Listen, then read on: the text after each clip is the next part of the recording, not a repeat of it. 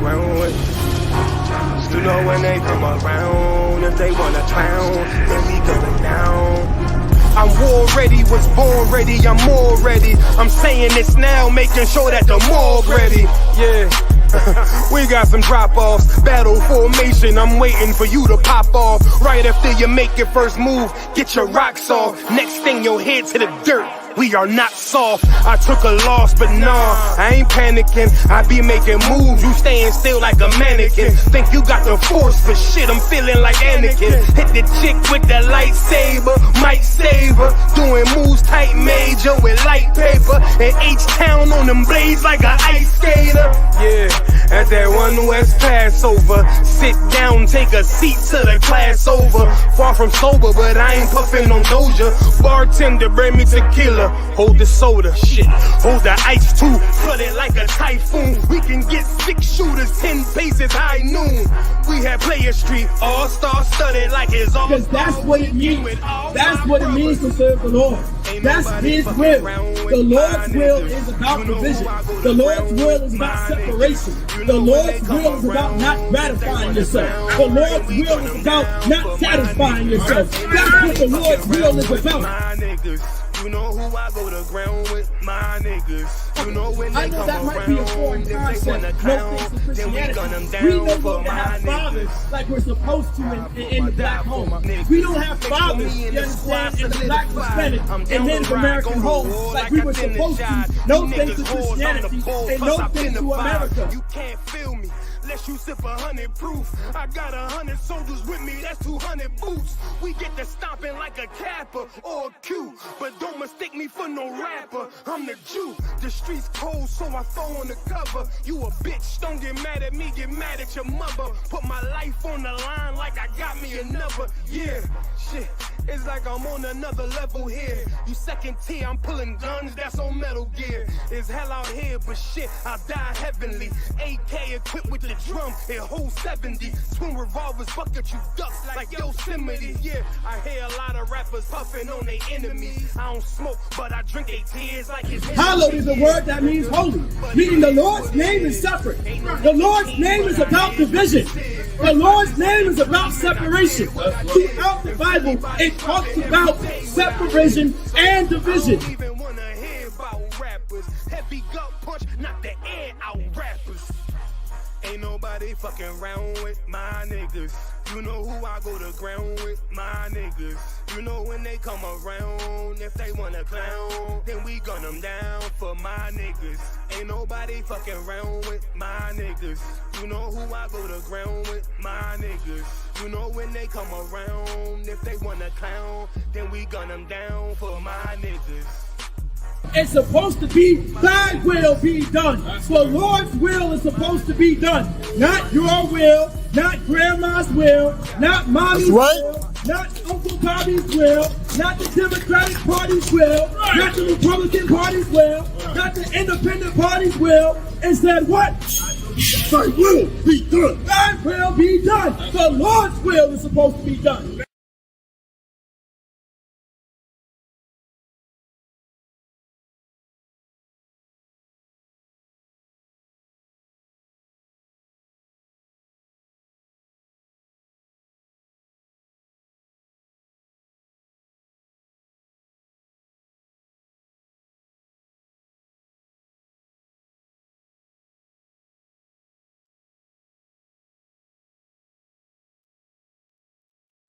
All right, Shalom Israel with the Israelite School of Universal Practical Knowledge, started at 1 West 125th Street, Harlem, New York, under Commander General Yohana. We're not affiliated with any other Israelite group, nor any other Christian organization. All right, so, you know, Shalom, Yahweh Ba'ashem Yahushua Barakatham to the brothers, and Shalom, Yahweh Shamar Alathan Ba'ashem Yahushua to the sisters. All right, thought I wanted to get rid of this right here, but I guess it didn't.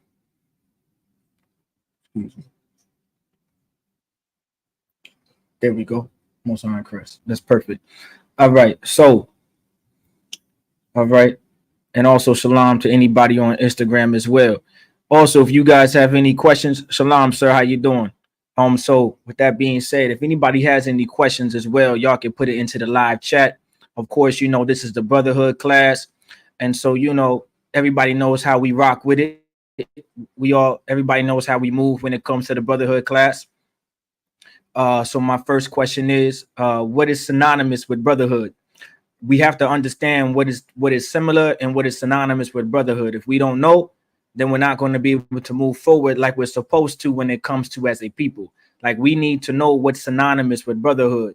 Like, when, of course, we use the term brotherhood a lot in the Israelite School of Universal Practical Knowledge, but there's also something that's synonymous to it. There's also something that's similar to it, if not equal to it. All right. And correct. Give Sister Ra'aya a hand. Give everybody a hand. Of course, give everybody a hand. Everybody knows it, right? So brotherhood and sisterhood are synonymous with each other. All right. They're similar to each other. Like, this is how we're going to progress as a people.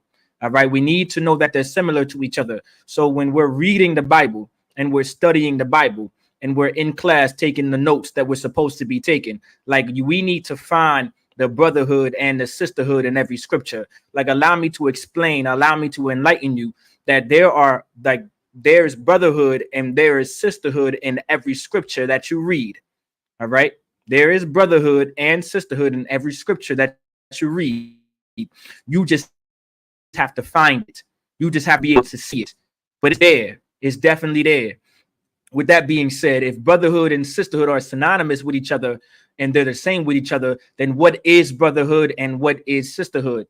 We need to know what it is. If we don't know what it is, then we're not going to know what to do. Because here's the thing. A lot of people use the term brotherhood. A lot of people do, right? You got different groups and organizations that, of course, that we are not affiliated with by any means, right?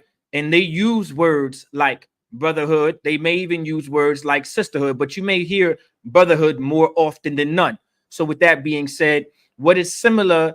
All right, so like, what is brotherhood and what is sisterhood? That's correct. All right. Sisterhood is love.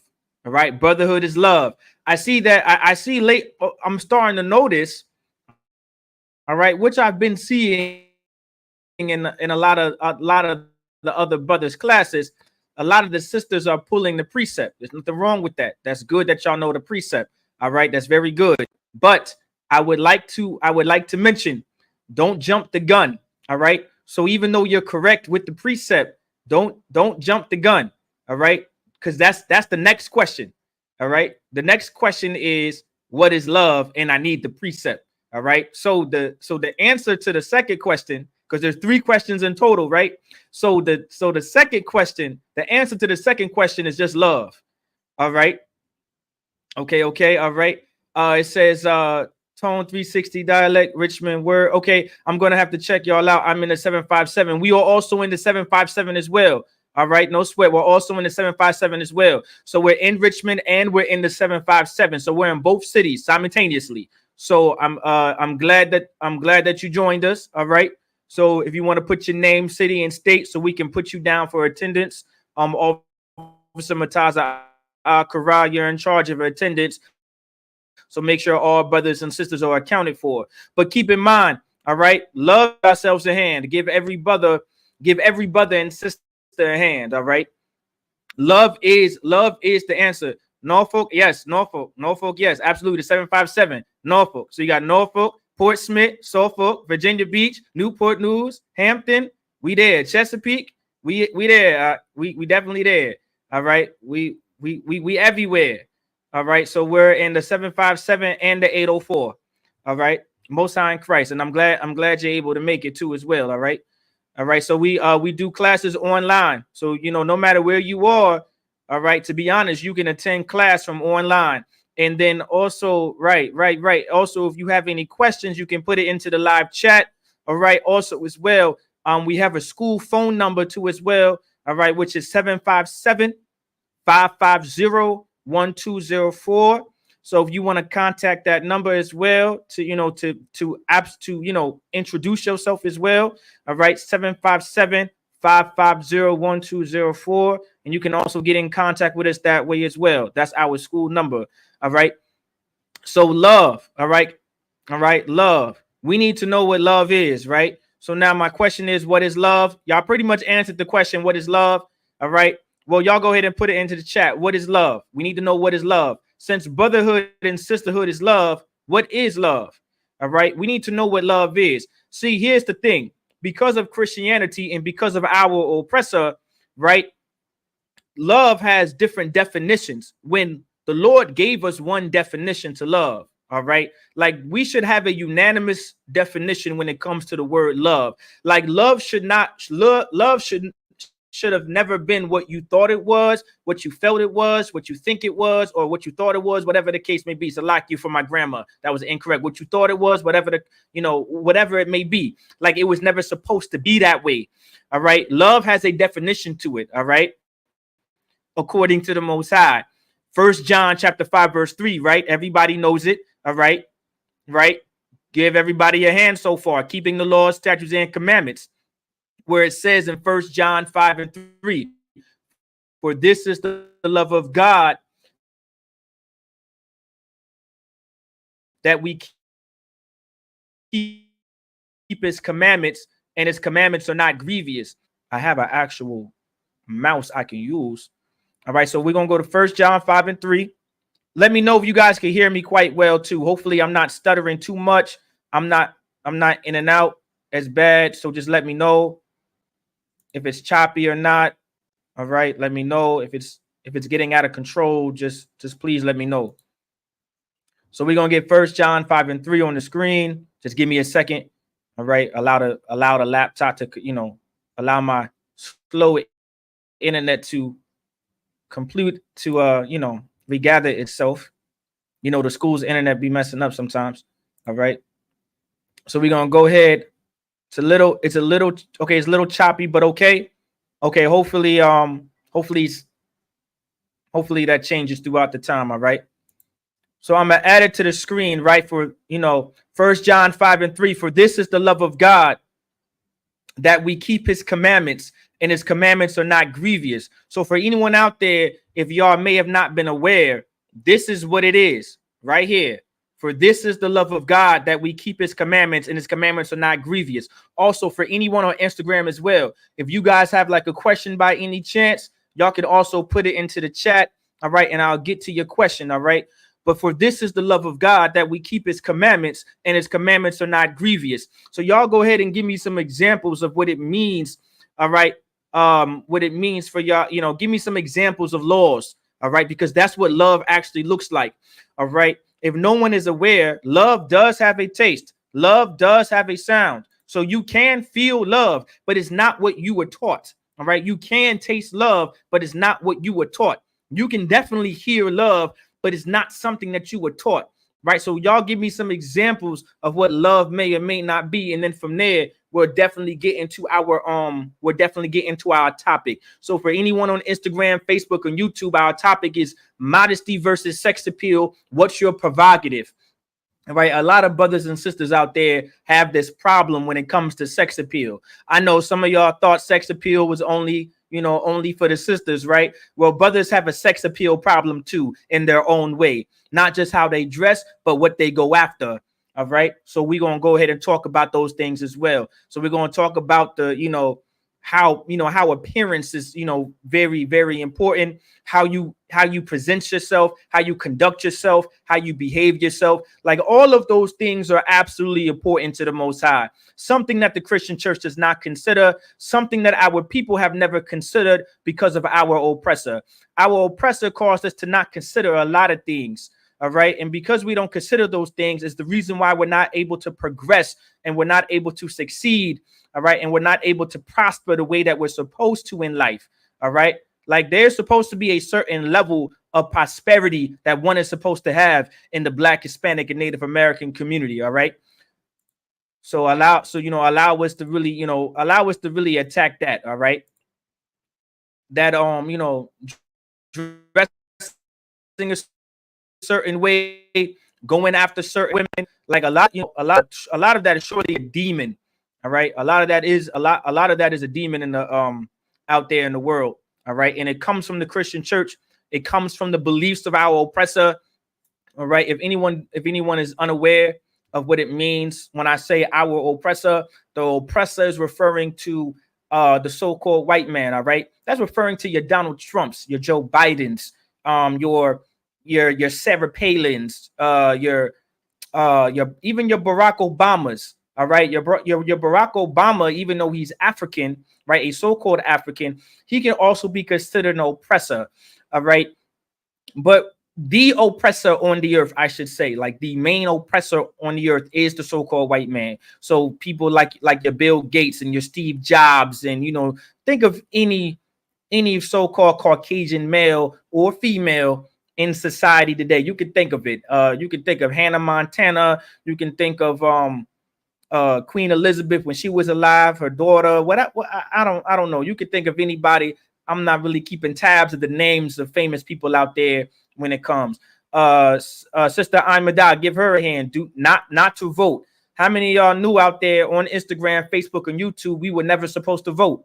Voting is an absolute sin according to the Bible. You were never supposed to put a king, all right, over yourself that comes from a different nation, right, or race of people. That's actually something important. What the Christian church may not also explain to you, that every time you go out and vote, you crucify Christ. Like many do not know, because the word king is used in the Bible. Just understand, king is a word of reference coming to someone in reference or in relation to someone in charge, someone who has power, someone in a position of authority, right?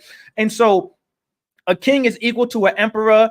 A king is equal to a Caesar. A king is equal to a king is equal to a president. You understand? So keep that in mind when you go and vote. Like, you putting a president over you is no different than you putting a different king over you, what the Bible says for you not to do as a as an individual, or even as a race of people, if you are so-called Black, Hispanic, and Native American. Now, please keep in mind, like, these laws, statutes, and commandments only apply to you when it comes to so-called Blacks, Hispanics, and Native Americans. So please keep that in mind. Now, when I'm talking about the Native Americans, I'm talking about the actual natives. I'm not talking about those Hawaiians. I'm talking about the indigenous people of the Americas. All right, you're talking about, the Navajo, the Iroquois, the Cherokee, the Pequot.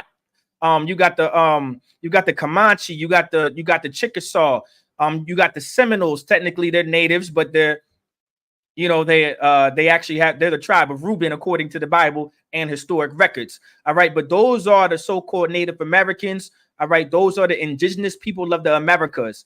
All right, so keep that in mind when I'm talking about the Native Americans. We're not talking about the Polynesian people. We're not talking about the Hawaiians. We're not talking about those people. All right, we're talking about the indigenous people of Americas who our oppressor came and trampled over. All right, that's who we're talking about. All right. Okay, Most High Christ, we're going to continue. I see nobody wanted to participate in the different, y'all just want to get into the lesson. I understand. None of y'all participated, but Sister Imada, all right, Sister Imada participated and gave me some examples, all right, of the laws and and the different things, but no sweat. Y'all just want to get into the lesson. Y'all don't want to hear nothing else out of preaching officers Jerasimov, but modesty versus sex appeal, right? Y'all just want to hear me talk. No sweat, no problem. Well, all right, we're gonna get into tonight's topic. Not an issue.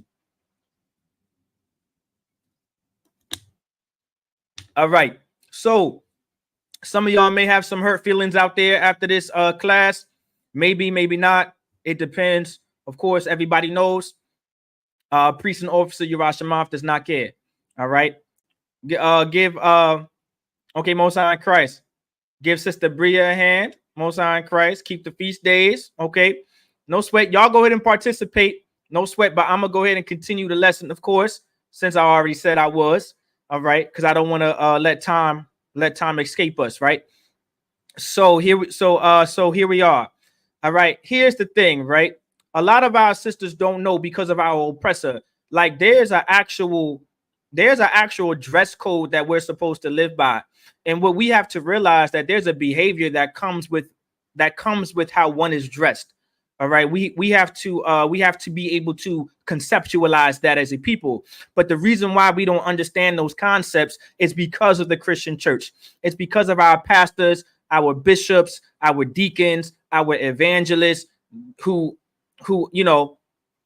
um who pretty much are in charge of the Black, Hispanic, and Native American community. Like, those are the ones who are in charge.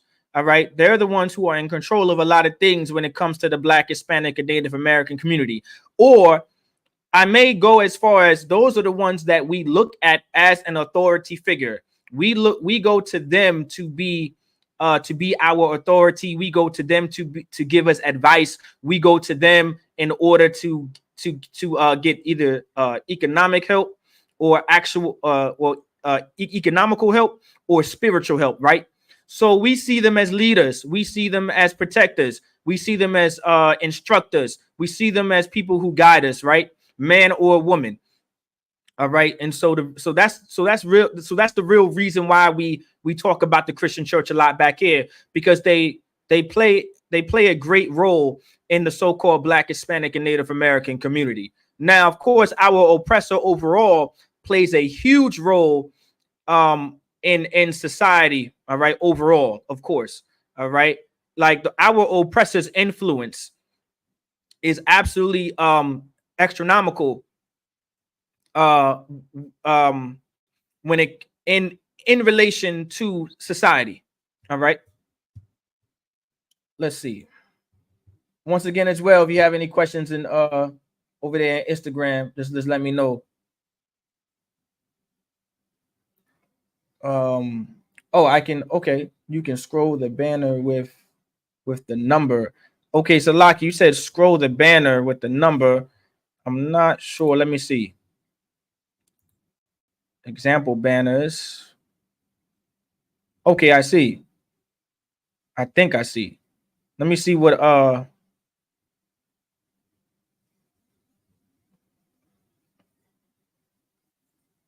okay, I think I see it. The let me test it out. Okay, I see the banner. All right. All right, no sweat. All right, Khan, I'm gonna go ahead and keep that banner running for brothers and sisters that may need the number, the water for that out. All right, let me get back to the comments. All right, so we're gonna continue. So let's go ahead and we're gonna go into the Bible, right? Okay, I see y'all brothers and sisters. All right, y'all. Okay, I see y'all in there. All right. I think y'all might be a little delayed though, so y'all might have to come back in and come out to come back in, because I think y'all might be a little behind, possibly. I don't know. So we're gonna get first. We're gonna get First Timothy. Oh, I was already there. So we're gonna get First Timothy chapter 2 and 9.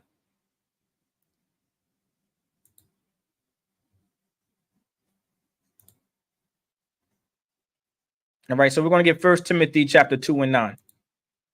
So in First Timothy chapter, in like manner also, that women adorn themselves in modest apparel, all right, with shamefacedness and sobriety, all right, not with broided hair or gold or pearls or costly array.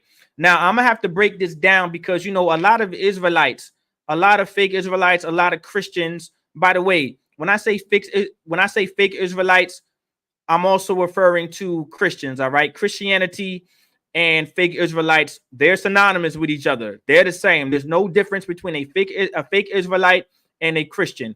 And when I say fake Israelite, I'm talking about any Israelite outside of the Israelite school of universal practical knowledge, because the ISUPK is the home of the truth. All right, this is where all of that knowledge that you may have found, that you may have come across, it came from us first since 1969, when the Lord put his spirit back into the earth.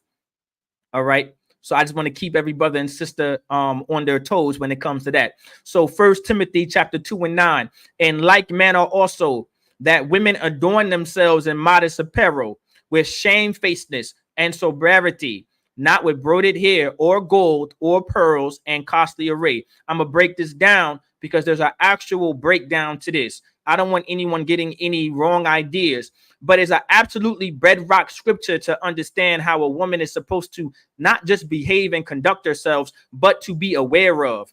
All right. So when I talked about that behavior that comes with that comes with how one behaves themselves, all right, how there's a behavior that comes with how one dresses themselves, or how one is dressed, I should say. Salakia for misspeaking.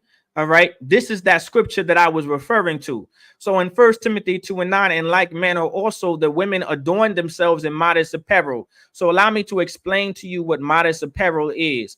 All right, so modest apparel really, of course, modest apparel naturally is clothing that's not as revealing as what we see today. All right, that's what it means to be modest. Like being like the word modest itself. We're gonna look up the word modest, right? Which in a nutshell, modest means you're doing things in increments, right? You're not fully indulging yourself, right? So you're moderating yourself, right?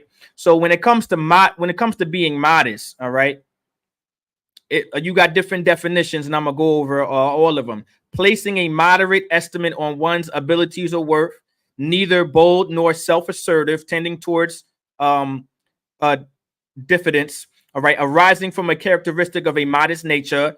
All right, which is a terrible definition, by the way, because I don't believe in using the same word in the definition. So I don't know why Merriam-Webster even allowed that, but it's fine.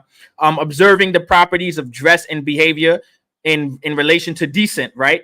And so I like that, meaning properties and behavior, meaning decent. And we all know what decent looks like, and we also know what indecent looks like. So being decent and is indecent usually overall has the same. We usually have a similar understanding of what decent looks like, and what decency looks like, and what indecency looks like, right? But so when you want to be modest, and you want to focus on how one dresses, right? You want to kind of want to start to notice how one dresses. You also want to start being aware of how one also behaves themselves, and how one conducts themselves. And that's actually very important when it comes not to just a man, but to a woman as well. And so when the Lord talks about modest apparel, right, in like manner also that women adorn themselves, all right, in modest apparel, all right, in modest apparel with shamefacedness and sobriety, meaning being sober, right? Being sober. So shamefacedness and being sober. So modesty, dressing modest, is synonymous with being sober and also being shamefaced. All right. So let's keep that in mind. And that sobriety, right? When it talks about that sobriety, that's actually very important. So we're gonna go. Give me 1 second, because I really want to go into detail about that. Let's go to 1 Timothy 2:9. Hopefully everybody is still hopefully I'm still sounding good. So y'all let me know if I am or I'm not. All right, please let me know. Please. All right. And so now when it talks about that sobriety, right, it's talking about having a sound mind, meaning having something called self-control. A sound mind is synonymous with self-control. All right, we need to be able to have a sound mind.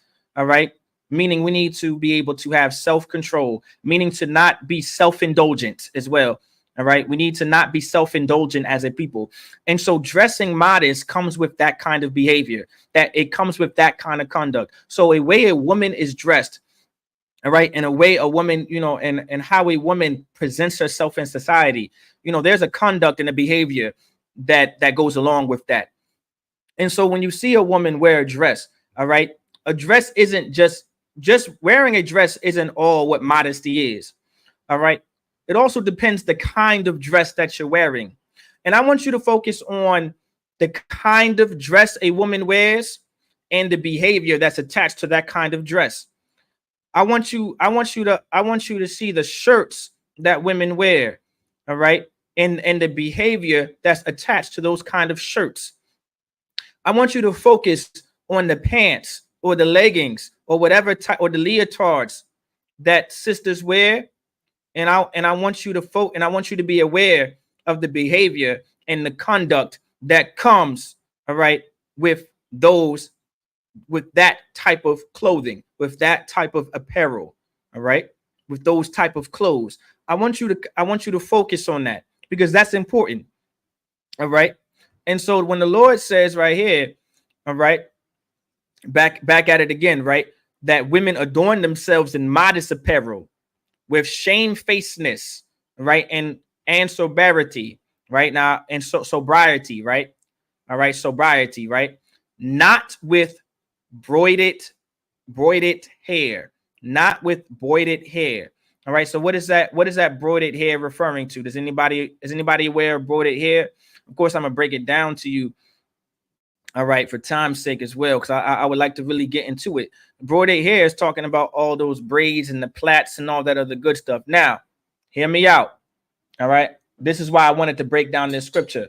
The Lord is not saying you cannot put weave in your hair and braid it up real nice. The Lord isn't saying that you can't do those things. A sister, all right, very well has the right, all right, to braid her hair and make her hair look very nice. All right, allow me to say again, the sister is very well in her right to braid her hair and put all the weave in her hair to make herself look nice. But the reason why this is being said, because I want you to be aware of the behavior. All right, I want you to be aware of the behavior and the conduct that comes with those type of sisters that are getting all of those type of braids in their hair. I'm not saying you can't do it. You can do it and be righteous. But the Lord is, but what the Lord is saying here is be aware of the behavior.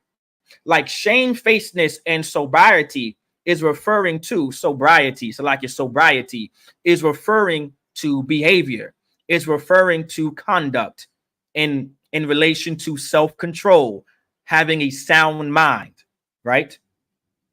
And so, of course, the sisters out there, all right, and the women out there that you see with those type of plaits and braids all the way down to their ankles, damn near sometimes. Look at what they're doing. Look how they're conducting themselves. Look how they're behaving. Look at their living conditions. Look how many times they've been in and out of marriages. Look how many times that, you know, look at their relationship status. Look where they always are. Look where they're always not. Like, these are things you want to look at, especially if you're a brother. But sisters, you want to be aware of that too. You want to, like, the Lord wants us, the Lord wants women that are in this truth to be absolutely separate from them sisters in the world, because there's a behavior in the conduct, that the Lord does not allow, all right, in his school, in his church. You understand? The Lord wants you to understand that, sis. And for you brothers out there, the Lord wants you to understand that the Lord does not want a certain kind of woman back here. And the Lord does not want you to tie yourself, all right, or to align yourself with those kind of women. You understand? So you want to be aware. Now, once again, as brothers and sisters, for brothers and sisters out there, once again, for y'all sisters out there, I am not telling you can't get braids, but I just want you to pay attention to the behavior. I want you to pay attention to the conduct with those type of sisters. Look at them sisters that always got the blonde in their hair. Look at them, focus on the sisters that always got all them colors in their hair. You know what I'm saying? Focus on their behavior. Focus on their conduct, right? Now, once again, I'm probably going to say this over and over again like a broken record. I am not saying you cannot dress like that. Oh, what's like it? I'm not saying you cannot make your hair like that. I'm not saying that. You can very well make your hair like that. All right. Like the color braids down to the behind, right? Like those type of sisters. Like, this is who the Lord is referring to, right? So like, can we as modest women go to a club or a party? Yes, that's a good question. So, Sister Ra'aya, absolutely. You can't, you can very well, as a modest woman, go to a club or a party. If you are a married sister, you want to get permission from your husband, all right, to go to some club or some party, all right? If you are a single sister, you may want to stay inside if you're a single sister. All right. If you're a single sister, you may not want to go to a club or a party. All right. But also, you know, now, once again, you also want to be aware of those kind of women that are always at parties, that are always at clubs. So for y'all brothers out there, you want to be aware of that. Be aware of that. Also for y'all sisters, y'all want to be aware of them type of sisters that are always clubbing and always partying and always trying to have a good time and always traveling. You want to be aware of those type of sisters. That's not something that should be done on the daily or on a weekly basis. It shouldn't really be done. All of that fun can be very dangerous. All of that freedom and all of that free time, especially for a sister, all right, can be very dangerous. And sometimes it can be fatal. You understand? So you want to be aware of that. So as a sister, it's very well, it'll be behoove of you to really stay inside. All right. The Bible talks about all things are lawful, but not expedient, meaning it's lawful to go to a club or to a party, but it may not be the best thing to do. It may not be something you should do at that moment. Me personally, as a brother, I don't like going to the club nowadays. The reason being is a club is damn near a strip club nowadays. Like, you don't got to go to a gentleman's club to see some tail. That's how society is set up. You can just go to a club. All right. I'm talking about a club, not a lounge. I'm talking about a club, like them clubs, like the Alley and all them other type of places. Right. That's a strip club, damn near. Sisters are wearing fishnet, tape on their nipples, their breast out, their tail out. You see their you see their privates. All right. You got all those things out. That's a strip club. I don't know what to call it. That's a strip club or a gentleman's club. All right. So clubs have become quite disgusting than it was at one point in time. Now, I'm not saying the 70s, 80s, and 90s were not disgusting, all right, because they were, all right. So you just want to be aware. If you want to go to a lounge and enjoy a drink and enjoy some music, go to a party amongst friends and things like that, that's true.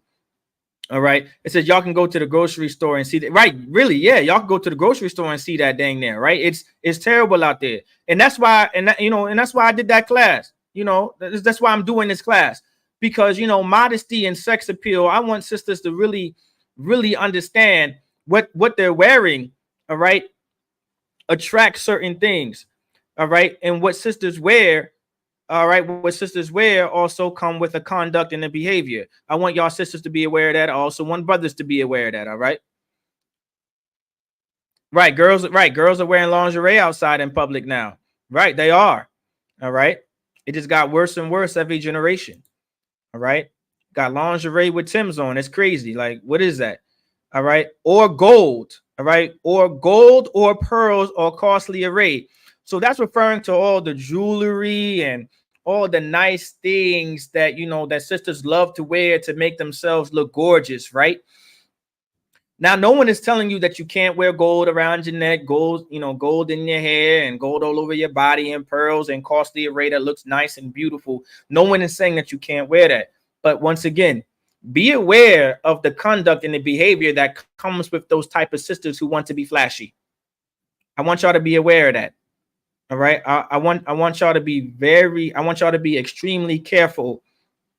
Extremely careful when it comes to those type of sisters, especially if you're a brother. You want to stay away from them type of sisters. I want to give y'all an example if I could. I'm gonna go to Google. I'm just gonna put on provocative black woman. All right, that'd be easy enough. Provocative black woman in the Google. All right. Hopefully nothing crazy comes up. All right. So provocative. All right. Let's go ahead. We're going to go to images.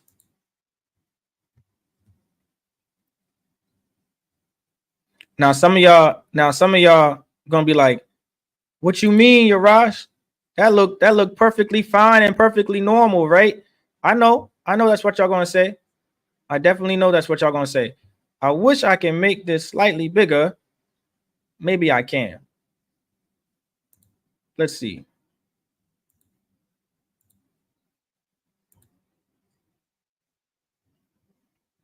Yeah, this nope, I can't. It makes that smaller. That's crazy. All right. So I'm just gonna keep it at 100%. All right, here we are.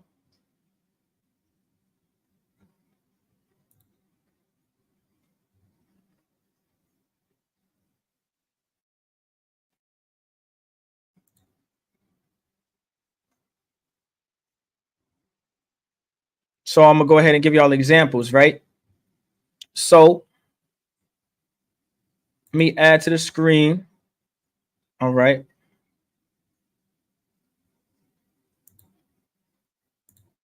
Now, can y'all? I think I would have to stop sharing the other screen and share this one, right? Yeah, I think I do. So I'm gonna stop sharing that one. Just give me a second. And then I'm gonna share this new one. So y'all just bear with me.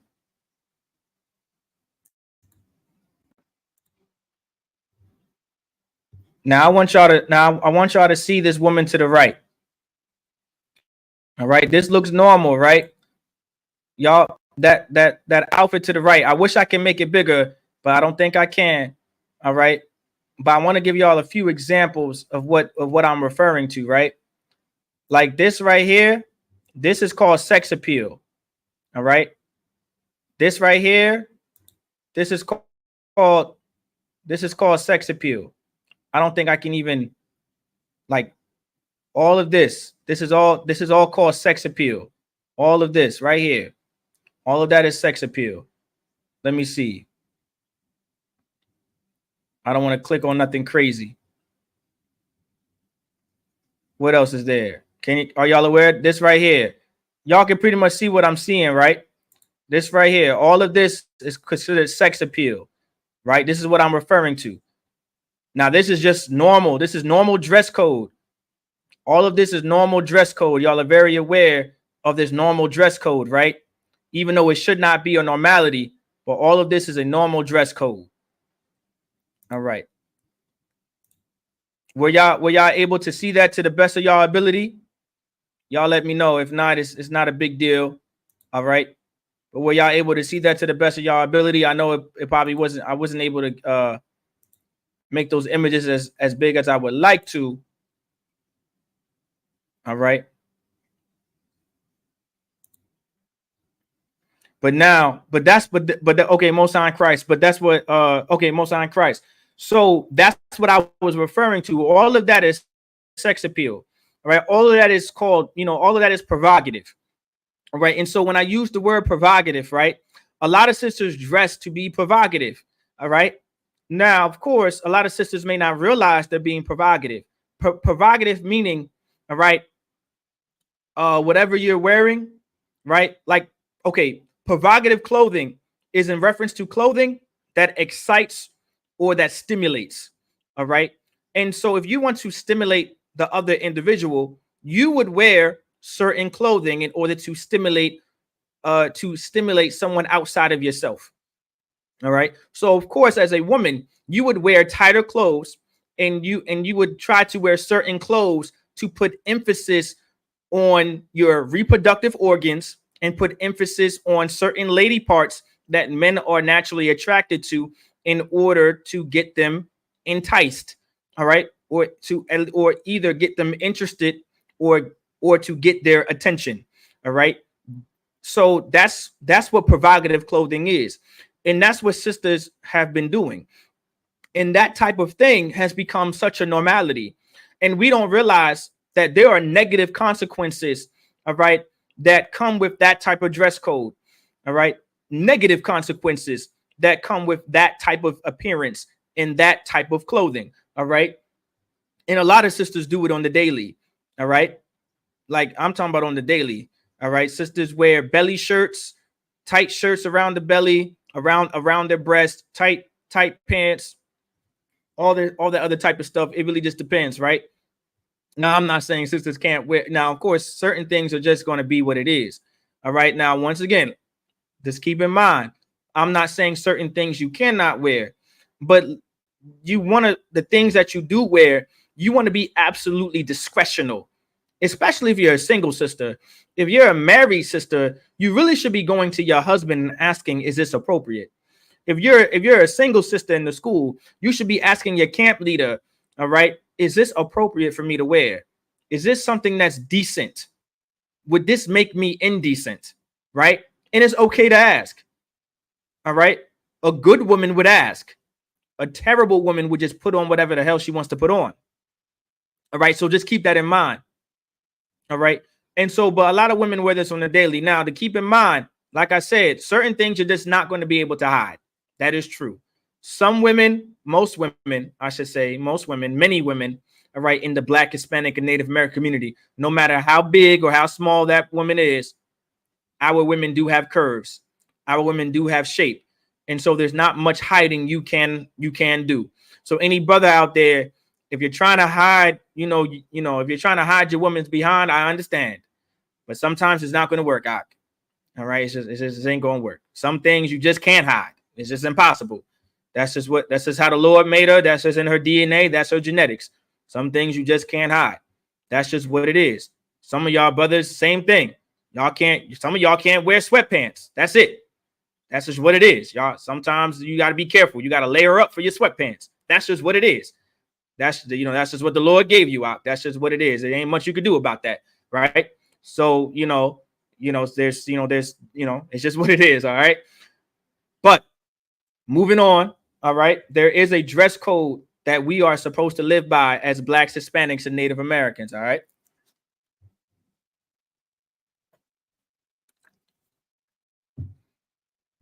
Now let's continue.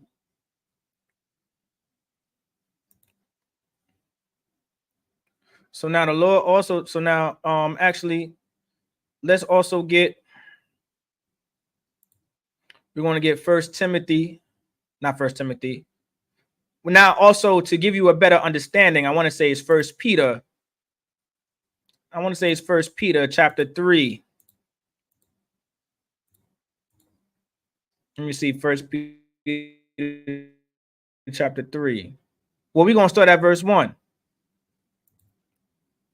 Now, the reason why I'm bringing all of this up, right? And there's a very good reason why I'm bringing all of this up. This type of behavior and this type of conduct is important for our marriages to flourish. All right. It's for our society to flourish, our community to flourish, our society to flourish. Like just as simple as how one dresses is important. All right. Is anybody aware of the conversations or the saying that goes like this?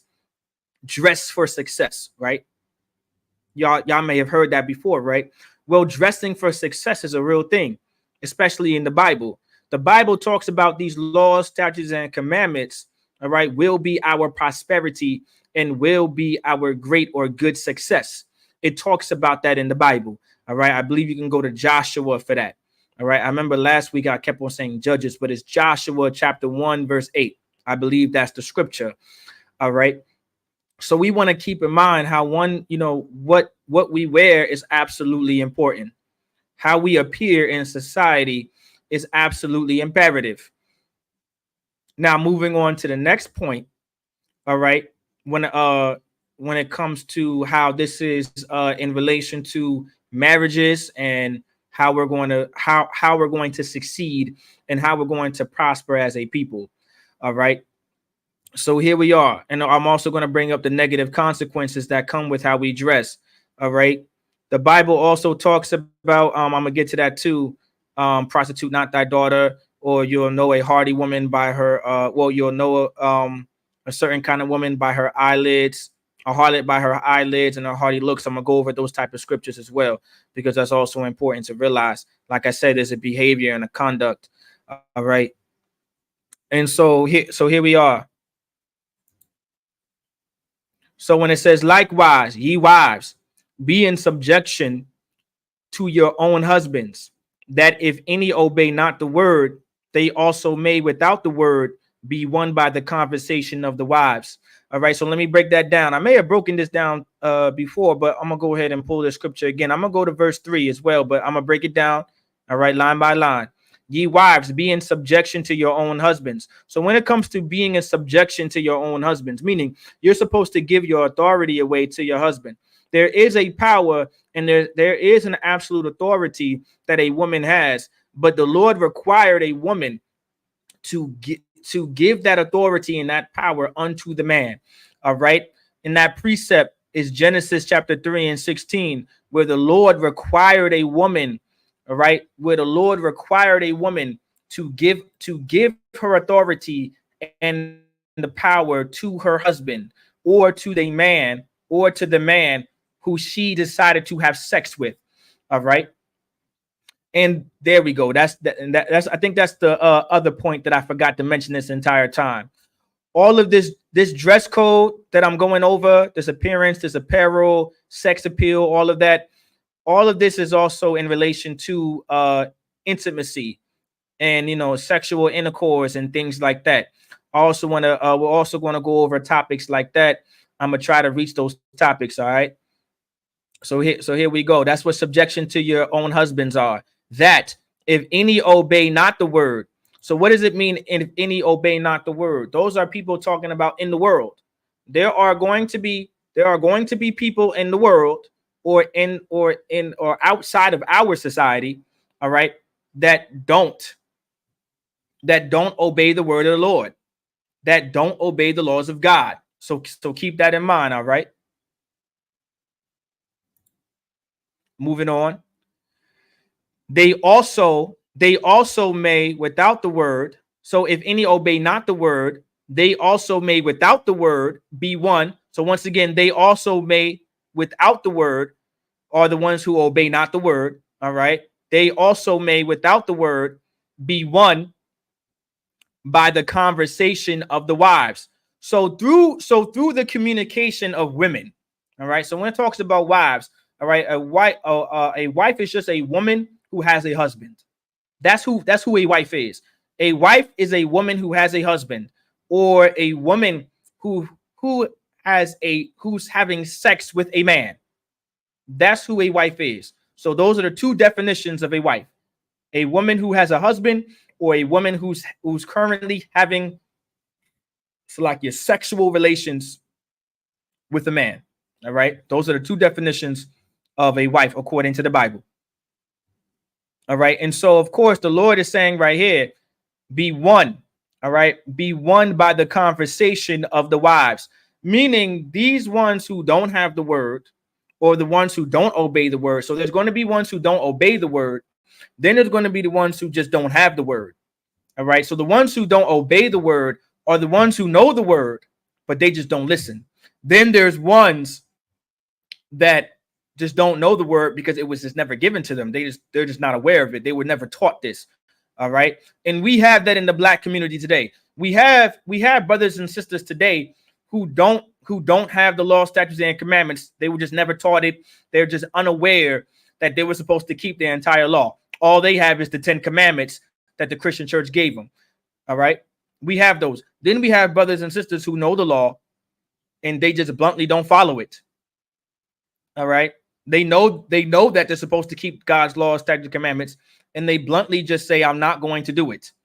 So these type of people will be won by these sisters. And this is why it's so important as a sister, you know, as a woman in this truth, you're supposed to present yourself a certain way, and you're supposed to behave yourself a certain way, and you're supposed to conduct yourself a certain way, because conversations can be won. You understand? Through your conversations, all right, something can be won. It says be won by the conversations of the wives. Through your conversations, all right, something can be won, and we're about to find out. All right, so let's continue.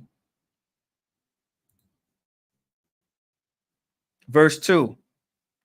It says, while they behold. All right, it says while. So let me get on the screen. All right. And so, Salaki, if I may, what's being won are the brothers and sisters who don't obey, and the brothers and sisters who just don't have the law.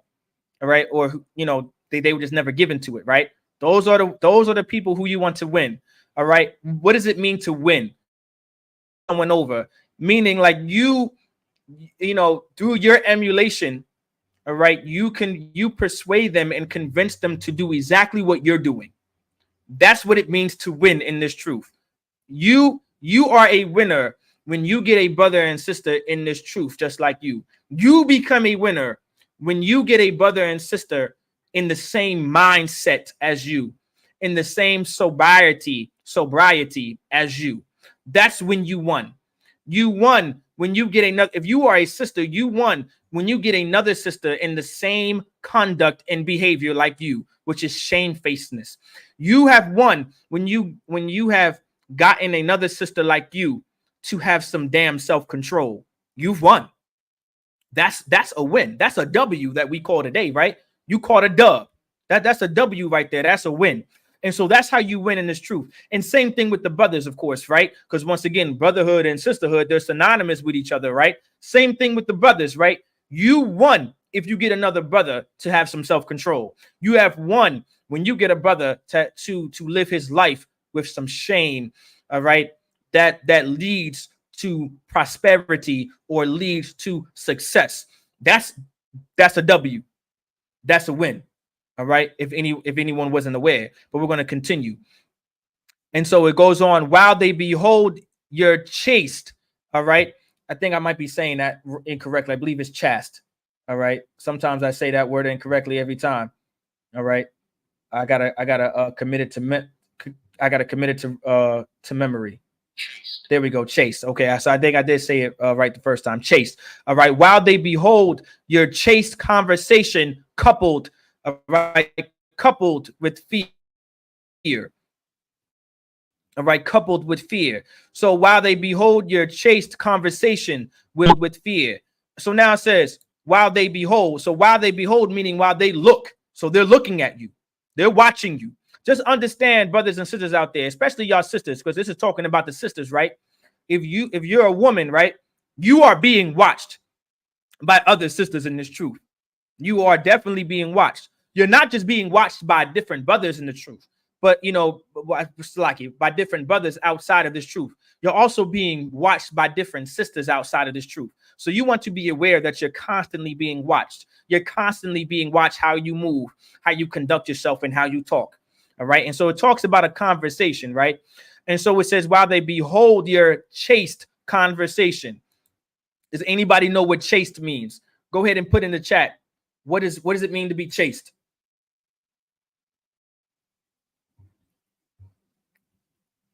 On Instagram, if you're watching, what does it mean to be chaste?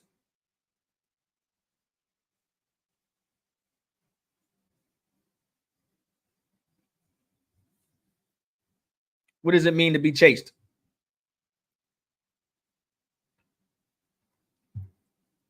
Because this right here is going to bring us home.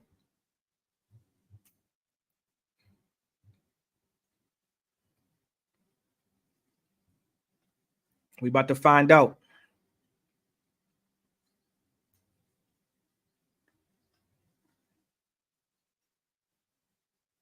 Okay, modesty. That's true.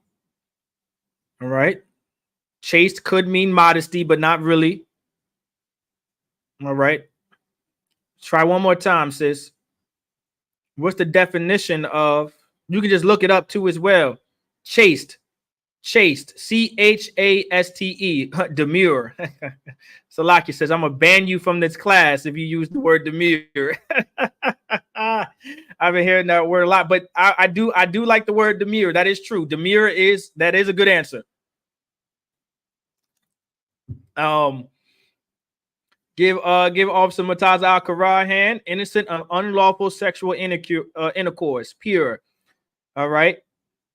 Most High in Christ. Give Officer Mataza Al-Kara a hand. All right. Most High in Christ.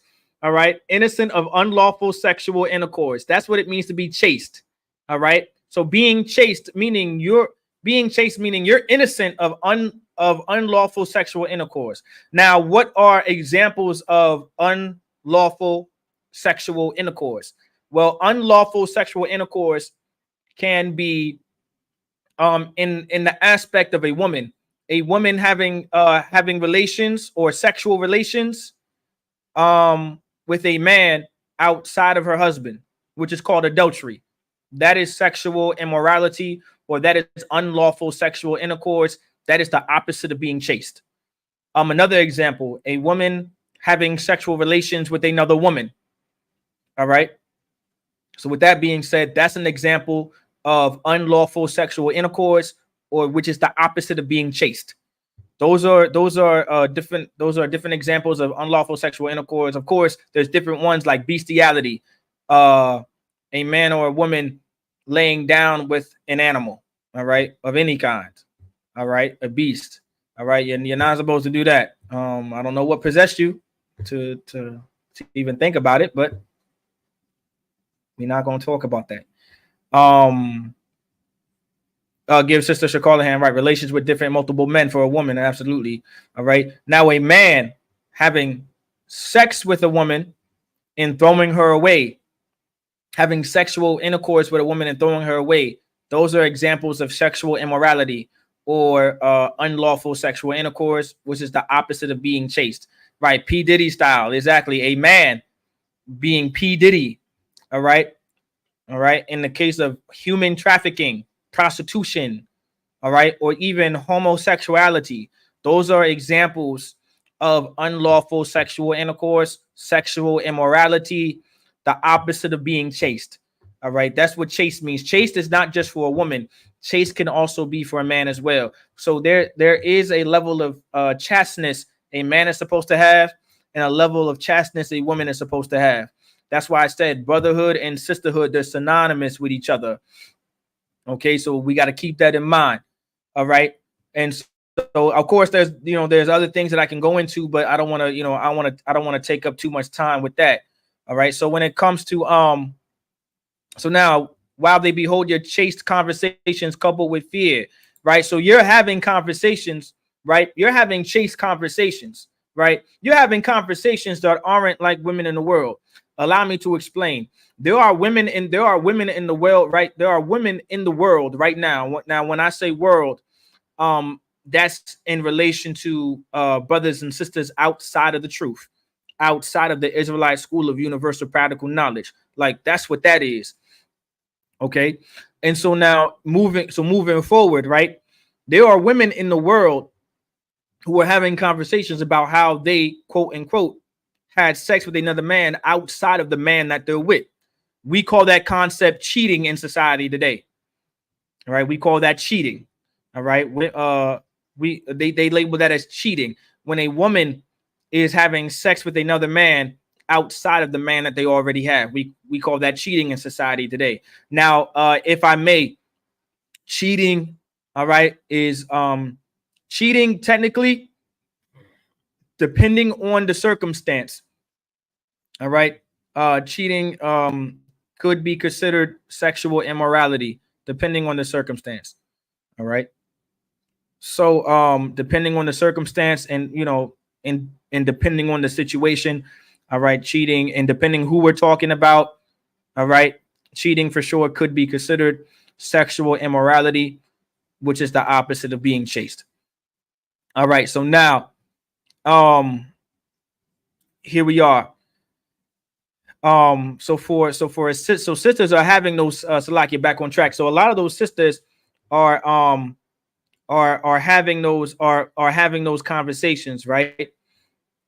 And so of course it says Lil John has entered the chat. Officer Yagadar, I think you might be on the road, I don't know. But I don't know how to get rid of that Rashad Jamal 3.0. I don't know who Rashad is. Rashad Jamal. But you know what, second thought, keep Rashad in the class. Never mind, you can keep Rashad in the class. I thought that was actually quite humorous. Officer Mataz Al-Karai, he called me Little John. Ain't Little John from the South? Damn, the dude called me Little John, man. That's crazy. All right, so here we are. I think that might be borderline prejudice and racist. You know what I'm saying? I think I think that's all. I think that's borderline racist and prejudice. I'm not sure, but I don't think I look like Little John. Sister Raya, y'all think I look like Little John? Y'all think I look like Little John? I don't know. I might look like Little John. Maybe. I don't got Little John money, I'll tell you that. All right, here we are. All right. Let's keep Rashad Let's keep Rashad and let's keep Rashad and Jamal. Let's keep Rashad Jamal in the class, and and we'll see how he grows. We'll see how he grows in class. All right. So Rashad, stay in class. Stay tuned, man. All right. Stay in class. Stay tuned, and hopefully you learn a lot. All right. So of course, usually, well, for the most part, back here, we usually don't comment things like that, of course, in the chat naturally, but I'm feeling generous today. I'm in a good mood. All right, I'm in a good mood. All right, so we're gonna go ahead and keep Rashad in the class so he can learn, because this is an important topic, because Rashad might need to learn how to stay away from these hoes out here in these SLUTS and these 304s and these women like these women like Cardi B and and these women like you name those 3 or 4s out there. Who are they? Megan Thee Stallion and all them. Sexy Red. Rashad may no sweat, brother. You good? And Rashad might gotta learn that he gotta stay. He may have to learn how to stay away from those kind of women. But let's go ahead and continue, right? So here we are. So now, while they behold your chase conversation coupled with fear, like there are women out there who are having conversations about how they slept with another man on their man. And those type of women are absolutely disgusting women, and they are absolutely disgusting human beings on the face of the earth, right? Naturally, what kind of woman would do such a disgusting act? All right. Of course, she would no doubt be a SLUT or a WHORE, a 304, or a promiscuous woman, if we want to say it with some intelligently, I guess, right? And so once again, like that's the kind of behavior, all right, that they're going to see you talk about. They're seeing you talking the opposite of that. They're hearing you talk how loyal you are to your man. Now, hear me out, all right? For y'all newcomers too, right? Hear me out, right? And also for y'all brothers and sisters out there. These sisters out here, and I want you to understand, y'all sisters in this truth, I want you to understand how important your role is. There are sisters out there that are going to leave their man because their man got another woman. I'll say that one more time. There are women out there in the world. Many of them are going to leave their man because her man got another woman. But you, in this truth, you're talking about not leaving your man because he has another woman. You know that your husband has 25 wives and you're still not leaving him.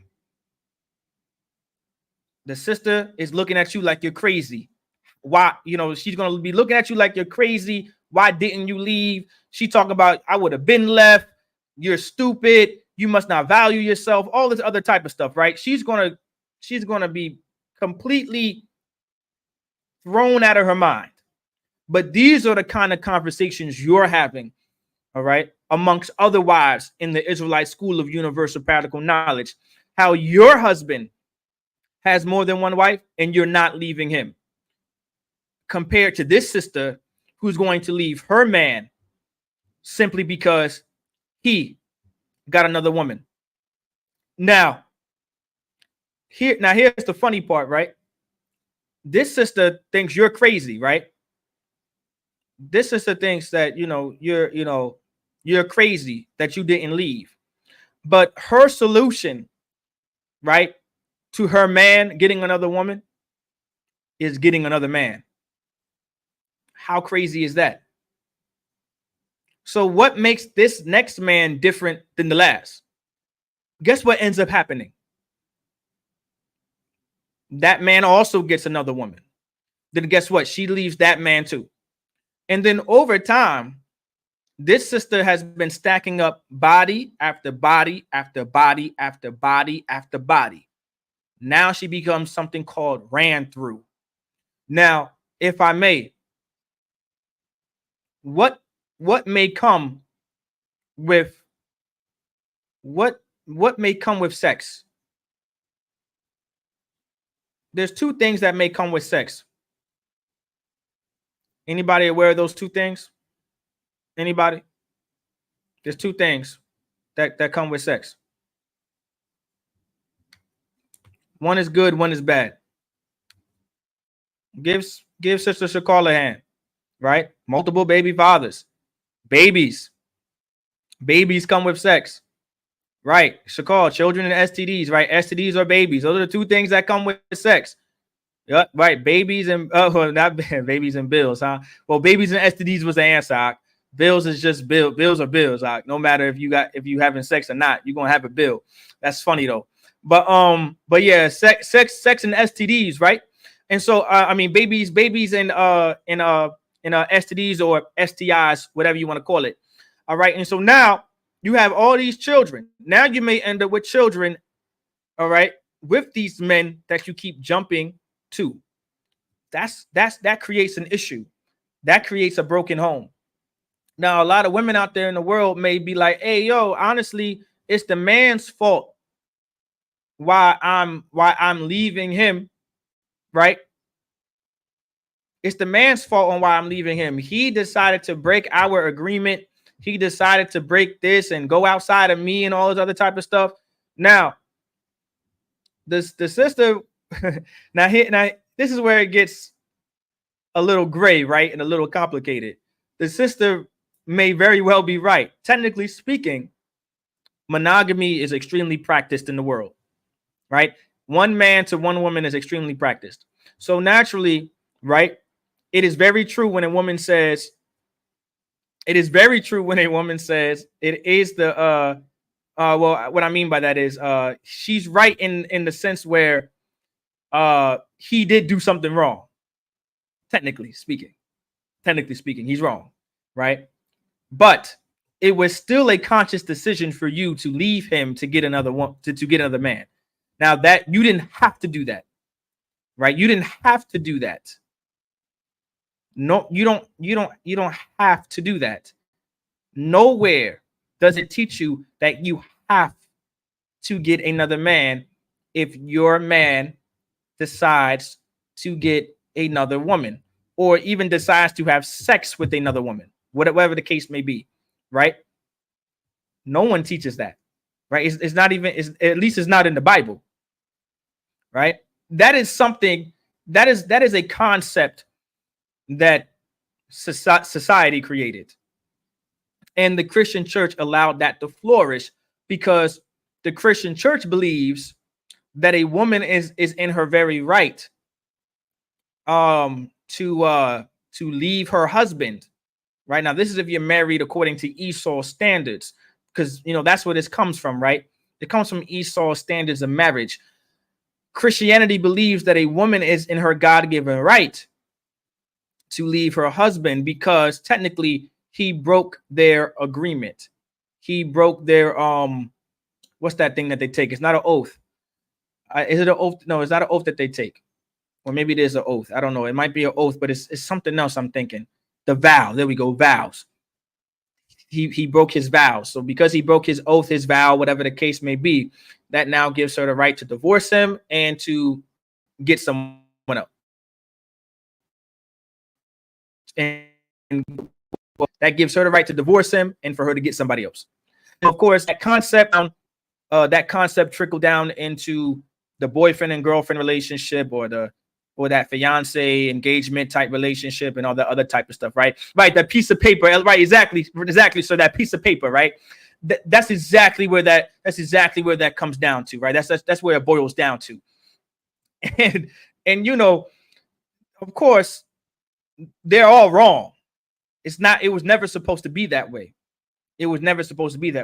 Now, like I said, it's all about the circumstance and the situation. And I'm going to try to go over all of it, right? So let's go over this one circumstance, all right? And I'm going to continue in the scriptures. Let's go over this one circumstance, all right? A man should not just be randomly having sex with women. We don't agree with that. We don't agree with men just having sex with women. We don't agree with that. But if this man has an actual commitment in a actual, and he is intimate with this woman, and he's also committed in intimate with this other woman. All right, that is a family. Those are two families that brother created, and no woman by God's law is supposed to leave that man. It's only because of Christianity is why women believe that they can leave their man to get another man who's most likely going to do the very same thing to them or worse.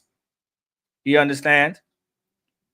So with that being said, I just want to make that very clear. All right, I want to make that extremely clear.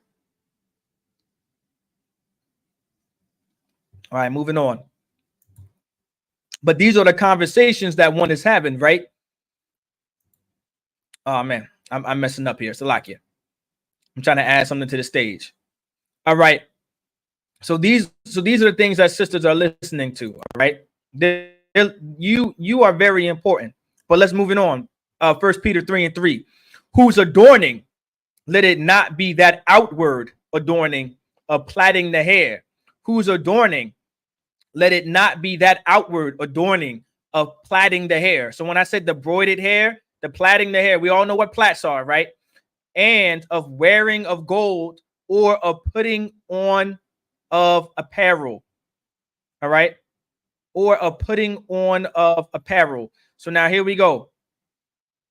All right. I'm going to go ahead and take it off the screen real quick. So now here we are. Right. And this, and because pastor wants to sleep. Exactly. And exactly, sir. Yeah. And a lot of those pastors in the church as well, you know, Officer Matabar, my Adawan, he said a very important thing right there too as well. Those pastors are teaching those pastors in there. So when we say pastors, we're talking about the bishops, some deacons in there.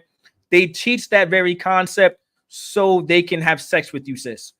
If you are a Christian woman, they want to have sex with you. They want to have relations with you. And that's why they're teaching you, we're so sorry to hear that. He broke his vows. He took an oath under God and he was never supposed to do that. Oh, if you need anything, sis, just let me know. You have my number. Are you free this weekend? Oh, yeah, we can talk about it later this Saturday. I'm going out of town. Would you like to come and, get your mind off of things? And, he's going to sweet talk them drawers off of you, sis. He's going to do it. He's going to do it. And he's going to have sex with you. He's going to have sex with you. All right. That's exactly what he's going to do. All right. And some of y'all single sisters out there that don't even have a man in that church are having sex with the pastor, even though he has a wife.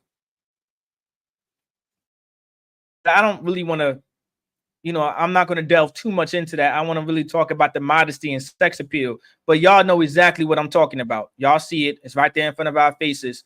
That's why we say our oppressor is the devil that the Bible speaks of. In the Christian church is something that was never supposed to rule or have authority over the Black, Hispanic, and Native American community. But moving on. All right. So now we have whose adorning, let it not be that outward adorning of plaiting the hair and of wearing of gold or of putting on of apparel. So now, once again, I don't want y'all to think y'all can't put a bunch of plaits and braids in your hair, but I want y'all to be aware of the behavior and the conduct of those kind of sisters. Them sisters that are the flashy type of sisters with the long eyelashes and the long nails and those, all that gold and all that type of stuff. You want to be aware of those type of sisters. I'm not saying you can't do that. I just want you to be aware of those type of sisters. All right. Now, there are plenty of sisters out there who are in the truth, who look very nice, very beautiful, long nails with the lashes, and they got exactly that, but they are obedient. All right. They are obedient and they're not a whore. They're not Salakia. I didn't mean to say that. They are not a 304. They are not a SLUT. They are not promiscuous. So once again, that's why we say again, the Lord isn't saying you can't do this, but you want to be aware of those type of sisters. So if you are a brother, you might want to be aware of those type of sisters because there's a behavior that comes with those type of sisters. While there's a communication between modest sisters who don't do that. They're talking about how they're not leaving their man, even though he has 5 or 6 wives. All right. There's a behavior of a modest woman. She's dressed proper. She's dressed sophisticated. She's dressed eloquently. She's dressed in the opposite of a 304 or a promiscuous woman who's purposely putting emphasis on her lady parts, or putting emphasis on her reproductive organs, or the emphasis on the parts that men are naturally attracted to, right? She's not doing that, right? But those kind of women that are doing that, she's going to have conversations with her homegirls on how she slept with another man on you, Ak. So I want you to pay very close attention to the kind of women you decide to make your wife, and who you decide to make your woman. All right. You want to be aware of those kind of women. So you want to focus on what modesty and sex appeal looks like as a brother. And sister, you want to make sure you are modest and not focused on sex appeal.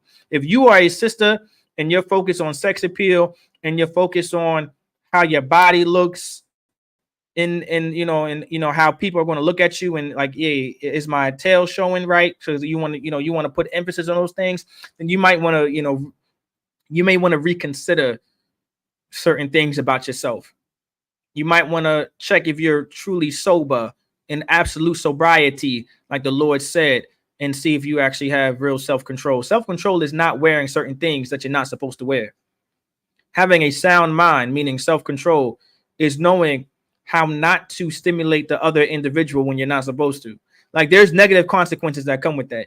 Like a society that just, we're going to get to that. All right, actually. We're going to get to all that right here. So actually, we're going to get to it. We're going to go to, I believe it's Leviticus 19, right? Where it talks about prostitute not thy daughter. We're going to go there. Actually, let's go to Jeremiah 4:30. I don't want to pull prostitute not thy daughter. Everybody knows that scripture, so I'm going to pull it slightly last. Let's go to Jeremiah 4:30. Oh, that's Lamentations. Let's go to Jeremiah 4:30. Let's talk about why all of this is happening, right?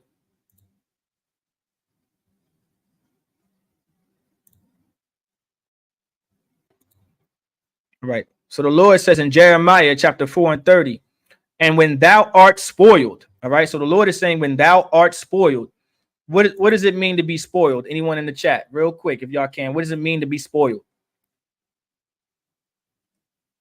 What does that word spoiled mean? All right. There's a way that we break it down in the Israelite School of Universal Practical Knowledge. What does it mean to be spoiled?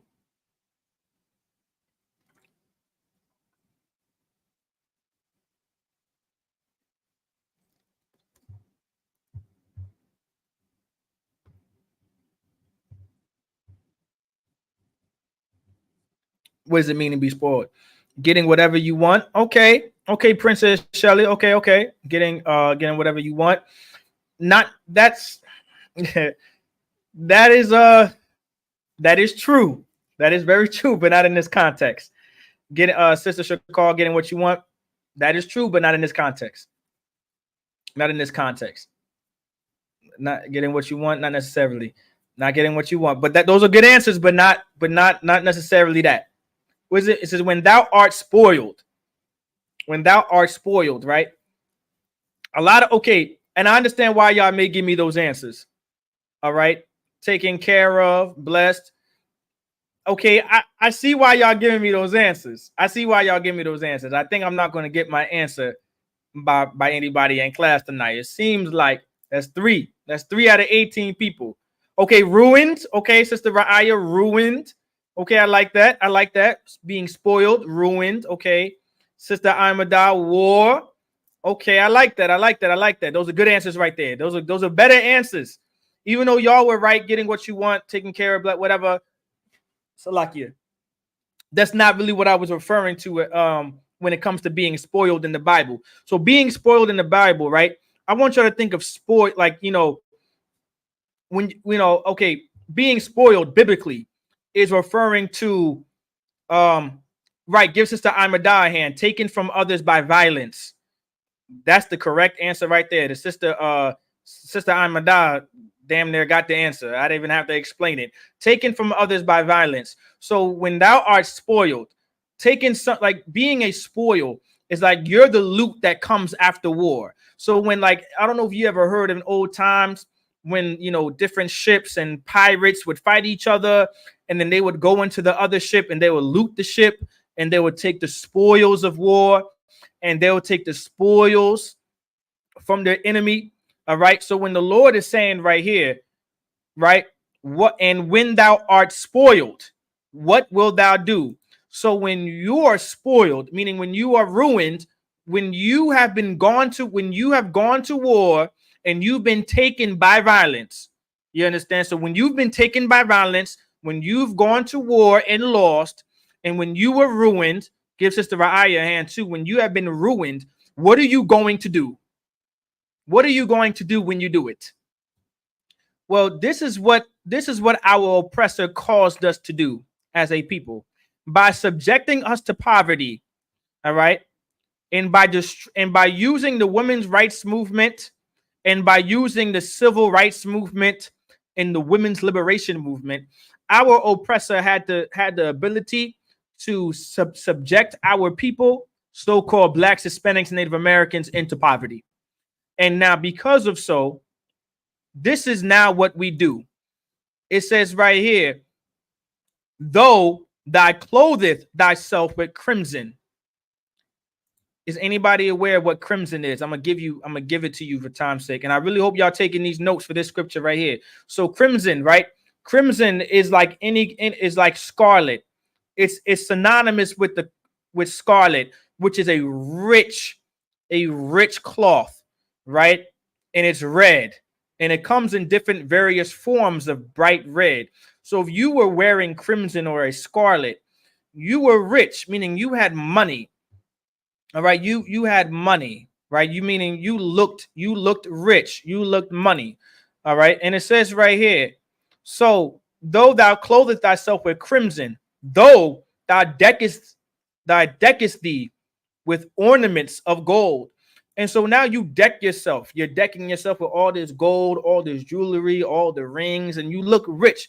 You're rich. You look successful. You look all that. Listen, a lot of them sisters out there, right? That's what that sex appeal is. That sex appeal, all right, is that it makes them feel good about themselves. It makes them feel rich. It makes them feel glorified. You understand? And if I may, right, like there's a pleasure that comes with a woman dressing how she dresses.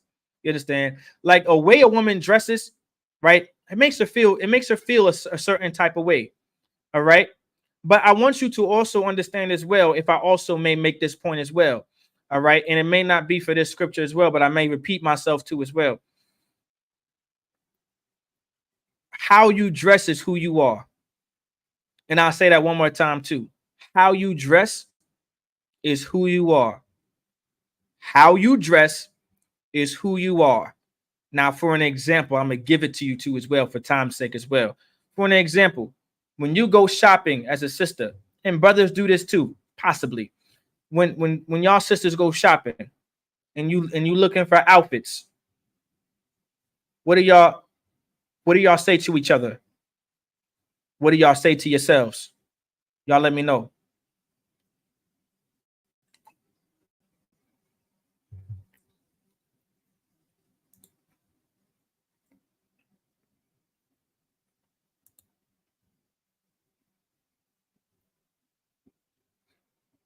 Y'all give me my answers, but I'm going to continue.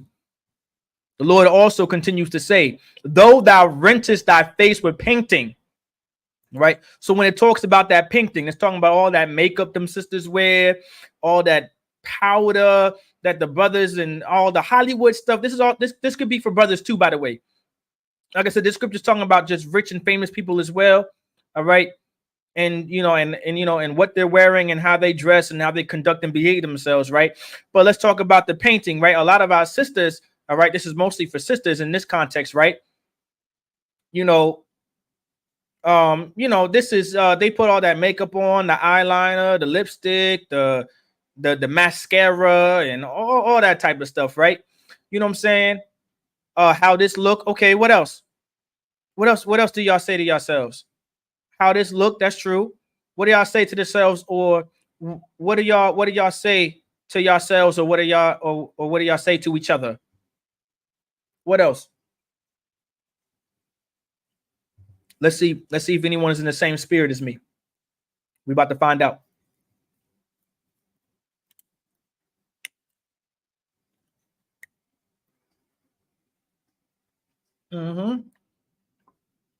Okay. That's cute, right? Y'all say that. That's true. Okay, that's cute. Does this make me look okay, no problem. All right. No problem, no problem, no problem. All right, so I'm gonna give it to y'all for time's sake. I hope I don't look too okay. No sweat, no sweat. Okay, I see. All right, I see. I might be I am answering it. I am asking y'all the right way, but I'm gonna go ahead and I'm gonna give it to y'all for time's sake, so y'all can be on the same time as me, or on the same spirit, in the same spirit as me, right? And so when I said how you dress is who you are, right? Right. So when I say how you dress is who you are, y'all look at them. A lot of people do this. When y'all look at them outfits, y'all say, "This ain't me," or "This is me." Am I right or am I wrong? Ooh, excuse me. Well, that's true. That's probably what y'all sisters are. So also Yagadar said, "I make sure I don't look like them. I gotta be one West." Right. Give Officer Yagadar a hand. But now, when y'all looking for these clothing and stuff like that, y'all say either this is me or this isn't me. Right. That's the main thing y'all say to each other. Right. Oh, nah, this ain't me, or this is me. That's what y'all say. All right. So when I say, so now when I make the statement, how you dress is who you are, I want y'all to put that in. I want y'all to put that in perspective.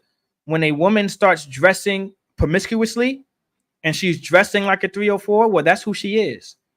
If you are a brother out there, just understand that's who she is, brother. Salakia.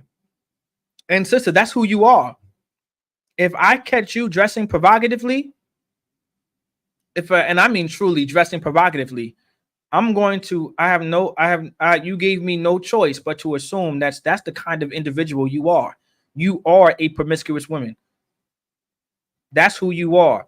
And I can only assume that you're going to conduct and behave yourself as such.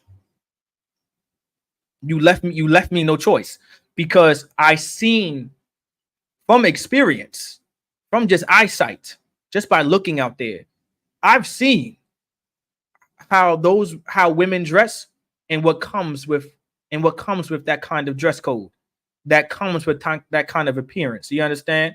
So when I see a woman with all them braids down her back and all the different kind of colors in her hair and all the tight clothes and putting emphasis on certain parts of her body, I know that's the kind of woman.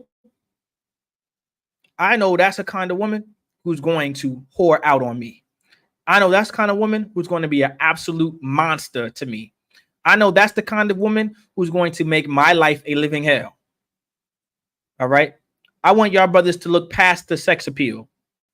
I need y'all brothers to look past the box, look past the breast, look past the tail, and actually look at a woman for what she really is.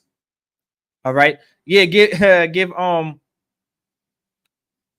right, exactly. The cover of the book tells you what the story is about. That's absolutely true. Dave Chappelle said you're wearing a whore's uniform. Right, exactly. You're wearing a whore's uniform. So, who are you trying to fool, right? But no sweat. We're going to go ahead and continue, right? But I want to explain. The Lord also says, in vain shall thou make thyself fair.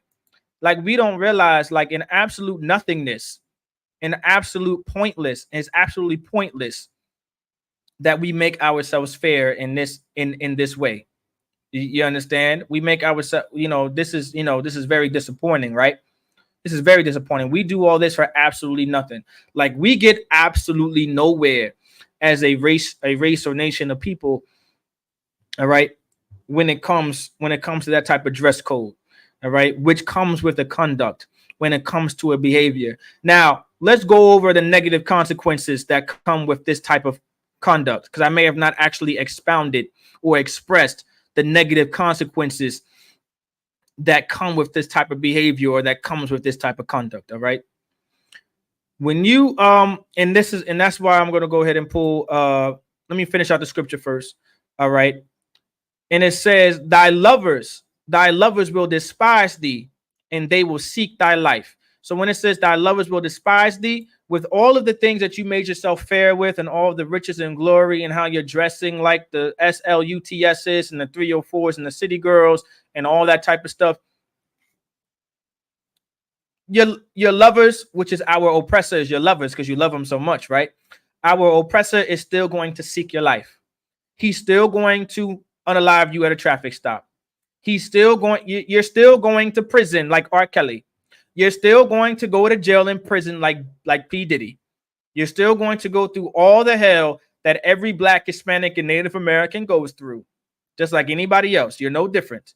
So you did all of this for absolutely nothing. All right, but we're going to continue to Leviticus. We're going to go to Leviticus 19. I believe it's Leviticus 19 and 27.